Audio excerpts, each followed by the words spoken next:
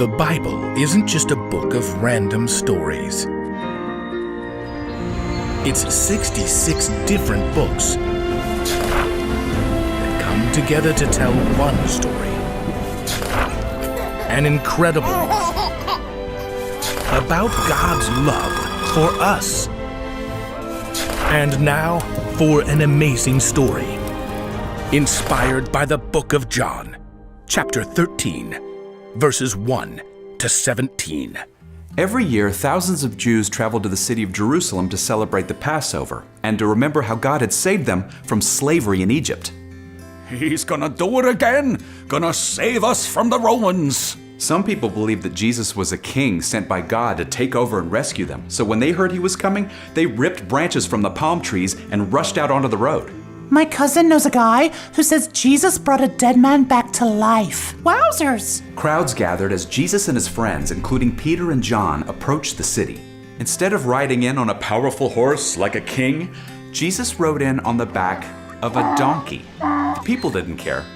Many people hoped that he would put together an army and fight back against the Romans. Hosanna! Blessed is the one who comes in the name of the Lord. Blessed is the King of Israel! He could make himself king right now. All these folks would jump on board. But after Jesus entered the city, he continued to teach and point people to God over the next few days. When Passover arrived, he sent Peter and John to a quiet place away from the crowds to prepare the Passover meal.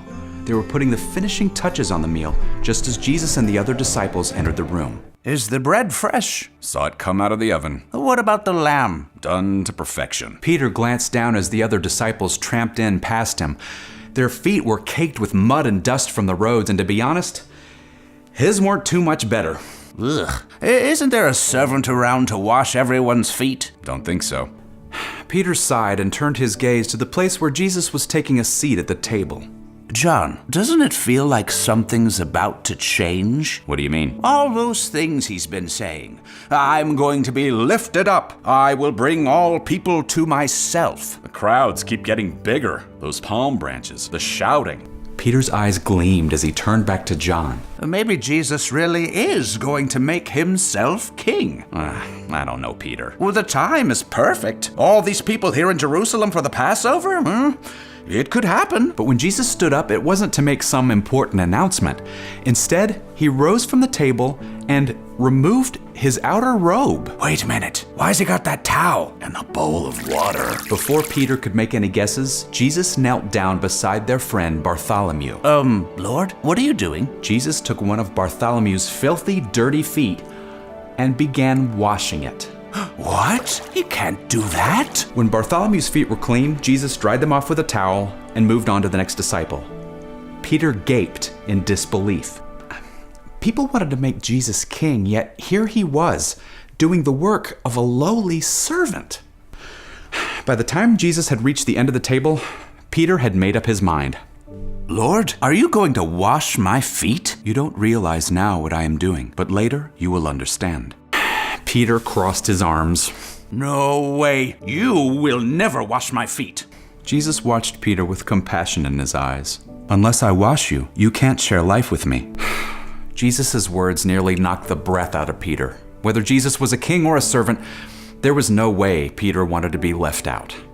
Lord, not just my feet then. Wash my hands and my head too. A person who has had a bath needs to wash only his feet. The rest of his body is clean, and you are clean. Okay.